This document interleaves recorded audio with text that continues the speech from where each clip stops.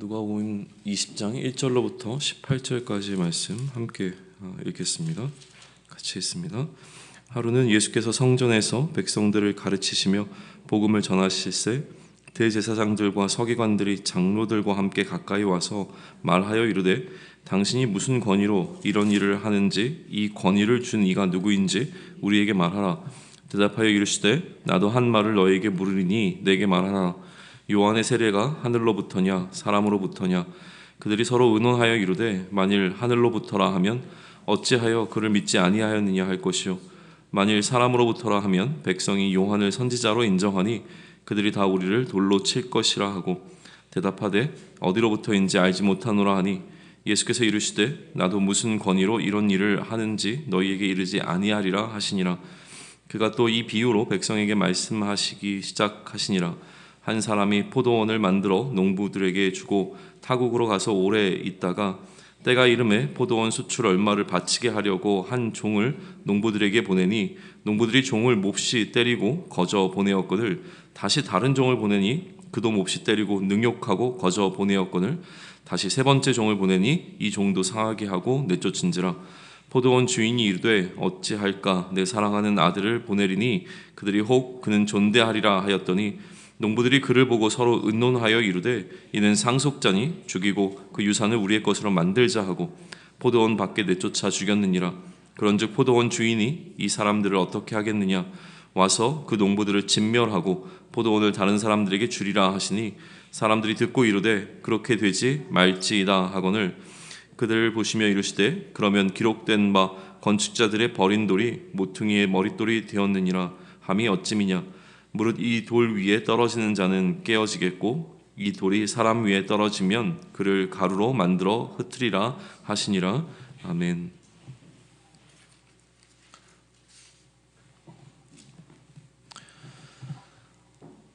우리는 누가복음 19장의 마지막 부분을 통하여서 예수님께서 왕으로 예루살렘에 들어가셨고 그 왕으로서 예루살렘에서 하셨던 첫 번째 통치가 성전에서 장사를 금하는 장사금지법을 제정하셔서 선포하시는 것을 확인했습니다.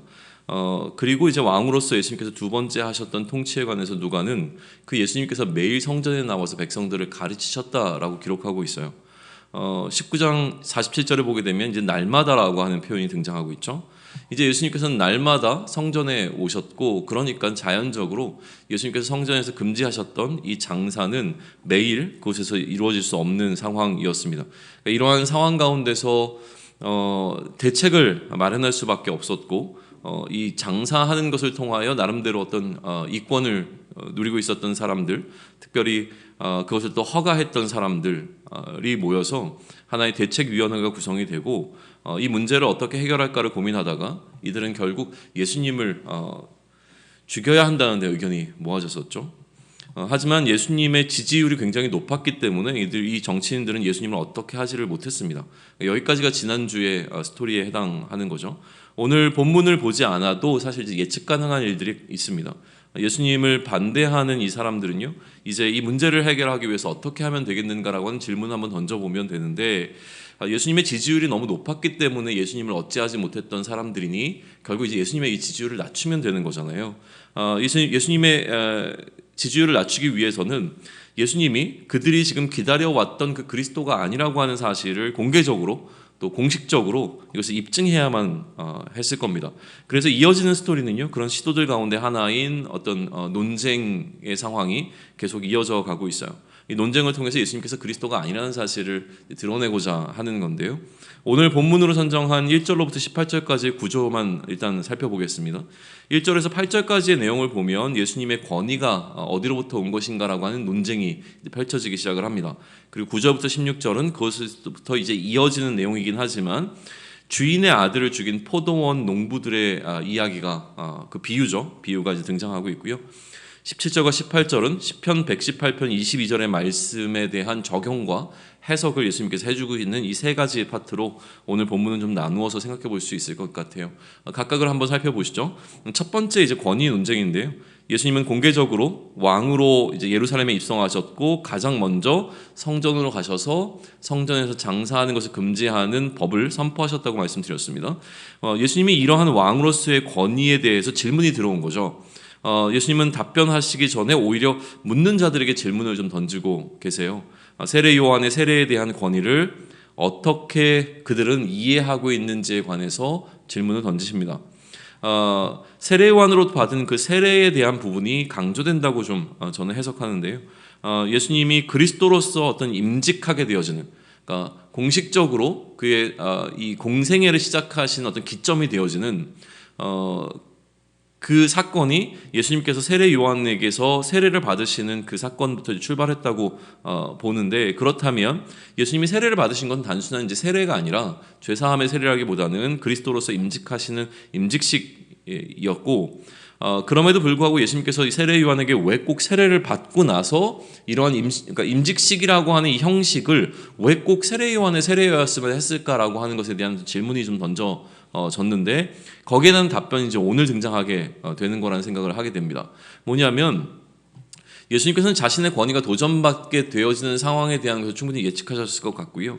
그렇기에 그의 사역을 시작하기 전에 공개적인 자리에서 공식적으로 기름 부음을 받는 어떤 이 시간이 필요했던 것으로 보입니다. 그리고 이처럼 많은 사람들이 모여있는 가운데 세례 요한으로부터 인정을 받아 세례를 받으셨던 이 사건과 아울러서 그 세례를 받는 그 시간에 하늘로부터 들려온 소리가 있었던 것이죠. 예수님에 대한 인정의 소리가 이제 하늘로부터 컨퍼미즘 되어지는 자리였습니다. 그래서 이제 다른 복음서와 좀 비교해 보게 되어지면, 특별히 이 세례 요한으로부터 세례를 받으시는 기록 가운데 누가는 세례 요한이 선지자적 역할을 감당하고 있었다라고 하는 사실을 보다 더 분명하게 좀 드러내주고 있습니다. 이게 굉장히 중요한 포인트가 되어지는데요. 왜냐하면 예수님께서 이제 세례를 받으셨던 이 세례식 장면은 예수님께서 단순히 세례 요한에게 세례를 받으신 것이 아니라 선지자로부터 세례를 받았다라고 하는 사실이 굉장히 분명하게 드러나고 있는 것이고, 단순히 사람에게로부터 세례를 받은 것이 아니라 그 세례식에 하늘로부터 분명한 컨펌이 있었다라고 하는 그 사실, 이 중요한 예수님이 그리스도라고 하는 이 합법적인 근거가 되어지는 사건으로 지금 제시가 되고 있는 겁니다. 그렇다면 이 근거를 무너뜨리려면, 예수님께서 그리스도라고 하는 이 합법적인 근거를 무너뜨리기 위해서는 세례 요한이 행한 이 행위가 신적 권위를 갖고 있는 것이 아니라 사람의 권위로 그냥 행한 것이다라고 하는 것을 증명해내야 하는 것이죠. 거기에 대한 질문을 지금 예수님께서 던지시는 거예요. 만약에 이 상황 가운데서 예수님을 대적하는 자들이 그 예수님께서 받으신 세례는 하늘의 권위를 갖고 있는 것이 아니라 단순한 사람의 어떤 권위로 행해진 것이라고 이야기를 하게 되면, 예수님께서 그리스도로서 갖고 계시는 이 권위는 무효화되죠. 그러니까 이거를 시도를 해야 되는데, 하지만 사람들이 이미 세례 요한을 하나님의 선지자로 인정하고 있었기 때문에 그것을 행하지 못합니다. 그러니까 결국 이들은 답변을 회피하게 되어지고요. 그러니까 예수님도 답변을 하지 않겠다고 말씀을 하신 거예요.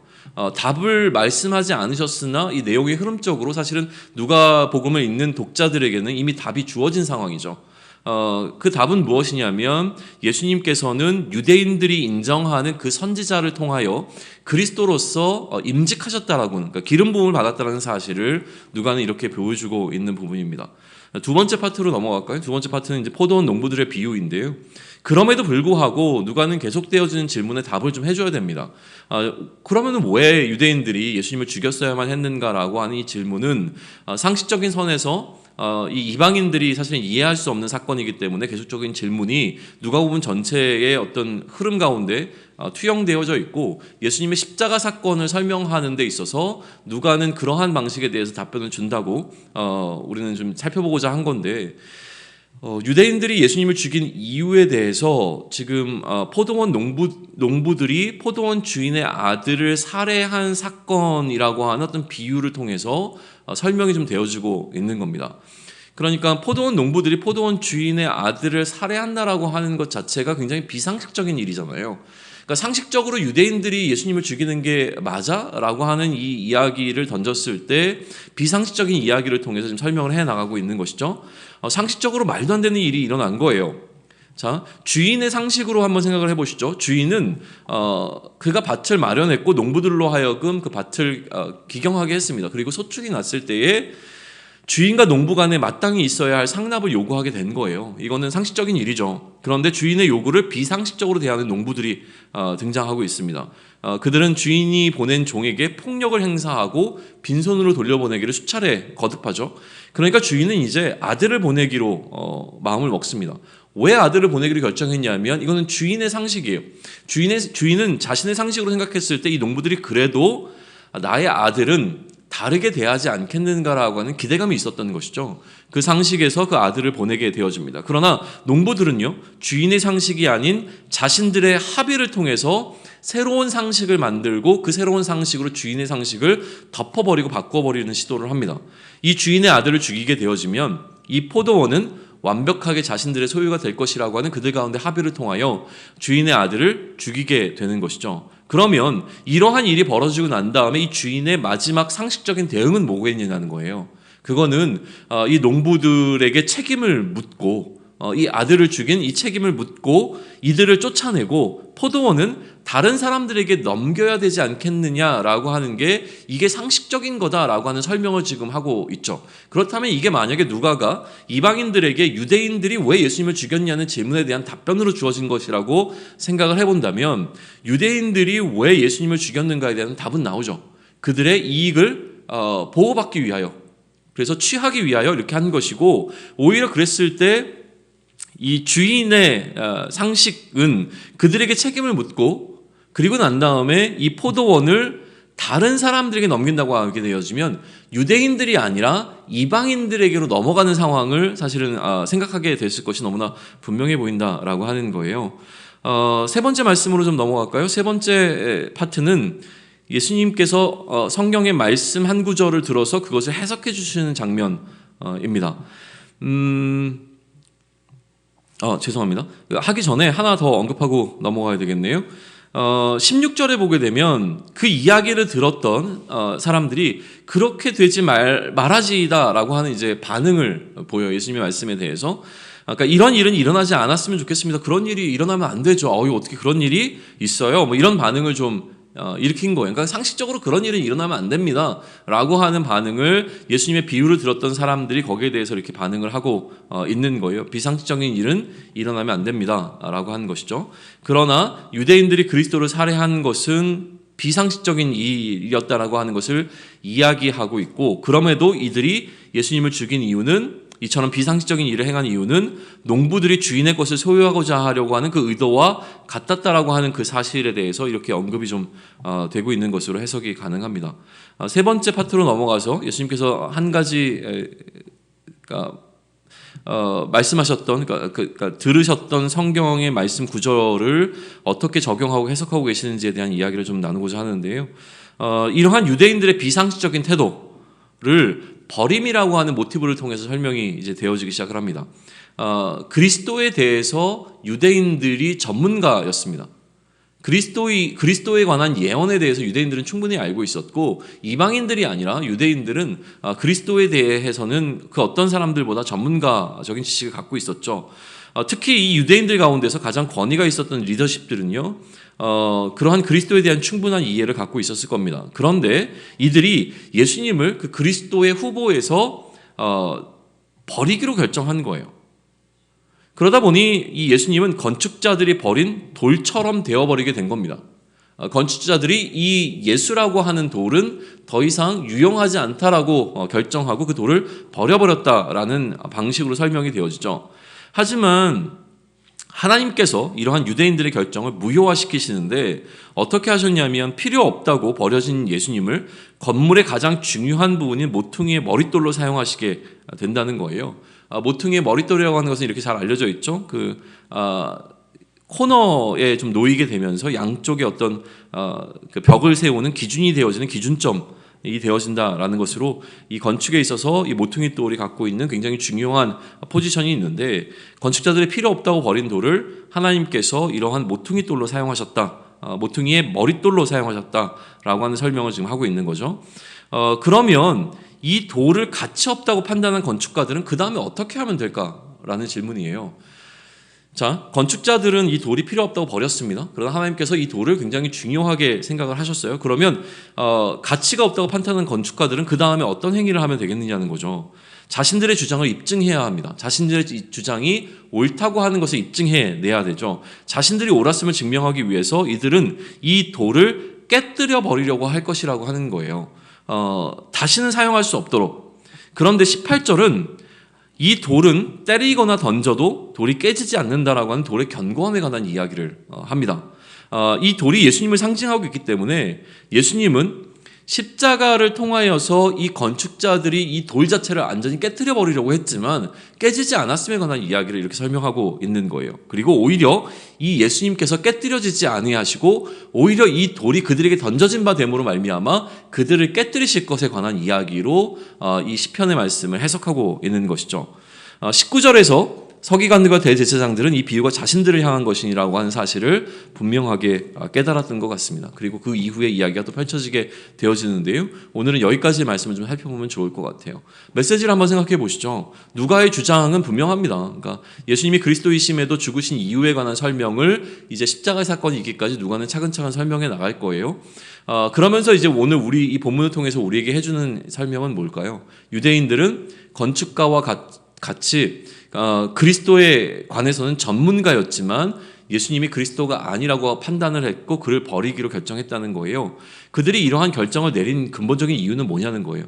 그것은 기본적으로 자신들의 이익을 침범당했기 때문에 자신들의 이익을 침범당한 사람들이 자기들의 이익을 보호하기 위하여 예수를 죽이기로 결정했다라고 하는 설명을 우리에게 주고 있는 것이죠.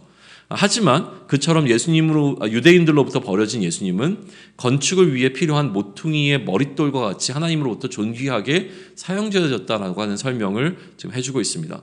19장에서 이미 우리가 다룬 내용의 전개가 있기 때문에 그대로 이제 흐름을 가져간다면 예수님이 그리스도로 다스리는 것을 거부하는 이유는 결국 예수님께서 내 비즈니스에 방해가 되기 때문이라고 하는 설명이 가능한 거죠. 이것 때문에 내가 손해보지 않기 위하여 예수님을 제거하려고 하는 시도를 했다라고 하는 것이고 그것이 오늘도 계속 이어져 가고 있습니다.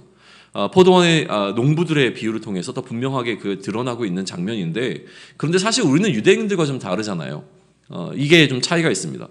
우리는 예수님을 그리스도로 인정하지 못하는 자들이 아니에요. 단지 우리의 문제는 뭐냐면 예수님을 그리스도로 인정하지만 그 그리스도의 질서를 좀 선별적으로 우리가 따르고자 하는 경향이 있다라고 하는 것이죠. 예수님을 그리스도로 인정하지만 우리 입맛에 맞지 않은 그리스도의 질서에 대해서는 좀 불편함을 느끼고 또 그것을 따르지 않으려고 하는 경향을 좀 보인다는 거예요. 내 입맛에 맞지 않은 그리스도의 질서에 대해서는 내가 그냥 안 따르면 돼요, 사실은. 그런데 문제는 뭐냐면 그것을 따르지 않으면 내 마음이 한쪽이 불편합니다. 그러니까 이 마음의 불편함이 들어오는 건 또 싫어요. 그리스도의 질서를 따르기도 싫지만 그리스도의 질서를 따르지 않았다는 사실이 내 마음을 불편하게 하는 것도 싫어요. 그럼 이제 어떻게 하면 되냐면 내 마음을 불편하게 하는 그리스도의 질서 자체를 무효화시키면 됩니다. 그리스도의 질서를 무효화시키면 그 불법이 이제 합법이 되어지기 때문에 이러한 무효화의 과정을 우리는 거쳐가게 되는데 그리스도의 질서가 명확하게 있는데 이 질서를 무효화시킬 수 있는 유일한 방법은 무엇이냐면 우리 안에 사회적 합의를 시도하는 겁니다. 나 혼자 따르지 않는 것이 아니라 모든 사람들이 그 그리스도의 질서를 따르지 않기로 나름대로 합의가 되어지면 그때부터는 이것은 불법이 아니라 합법적으로 여기게 되는 상황으로 흘러가게 된다는 거예요. 예수님 자체는 아니지만 내가 불편하게 느끼는 그리스도의 질서를 우리는 사회적 합의를 통해서 나름대로 무효화시키려고 하는 시도를 계속하고 있다는 사실을 좀 기억할 필요가 있습니다. 그래서 내일 우리가 주일 함께 나누고자 하는 포인트는 거기에 있습니다. 그리스도의 질서를 사회적 합의를 통해서 우리가 어떻게 무효화시키고 있는지를 한번 고민해보는 시간을 가지면 유익할 거라는 생각이 듭니다. 이것을 위해서 그리스도의 질서를 나는 어떻게 무효화시키고 있는지를 좀 묵상해 보시고 오시면 좋을 것 같아요. 그리고 이러한 방법들을 통해서 그리스도의 질서를 따르지 않는 합당한 근거를 과연 우리가 찾을 수 있겠는지 충분한 생각을 하고 우리가 만날 수 있으면 좋겠습니다. 나름대로 우리는 기본적으로는 내 안에서 혹은 내 주변에 있는 사람들 안에서 혹은 교회 공동체적으로 혹은 그리스도인이라고 하는 거대한 신앙의 어떤 믿음의 공동체 안에서 이 시대를 살아가면서 그리스도의 질서가 너무나 명백함에도 불구하고 소위 얘기하면 어떤 여지라고 하는, 또 흔히 얘기하면 뭐 유돌이라고도 이렇게 표현되어지는 어떤 것을 통하여 우리가 그리스도의 질서를 따르지 않는 그 불편함을 모면하기 위하여 나름대로 우리가 사회적 합의를 이루고 있는 부분들이 있다면 그 부분이 잘못되었다고 하는 사실을 깨닫고, 그것이 마치 포도원의 농부들이 서로 간에 그 아들을 죽이기로 합의한 그 합의점과 동일한 동기를 갖고 있다고 하는 것을 깨달음으로 말미암아 우리 안에 다시 한번 세워야 될 그리스도의 질서에 대한 것들을, 또 그리스도의 질서를 무너뜨리고 있는 사회적 합의라고 하는 부분들에 대해서 충분히 고민할 수 있는 시간을 갖기를 원합니다. 아멘. 기도하겠습니다.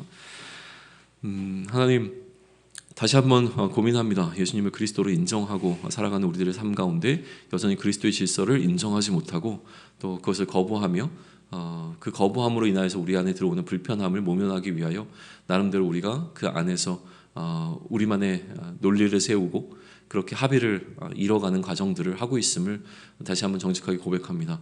그런 우리의 생각들이 말씀 앞에 무너지기를 원하고, 그리스도의 질서를 따르기 위하여 우리가 어떤 결단을 내려야 되는지에 대한 깊은 고민이 우리 가운데 시작되기를 소망합니다. 성령께서 지혜를 허락하여 주시고 주시는 지혜로 말미암아 우리의 삶을 다시 한번 돌아볼 수 있는 은혜를 허락하여 주시옵소서. 이 모든 말씀을 주 예수 그리스도의 이름으로 기도드렸습니다. 아멘.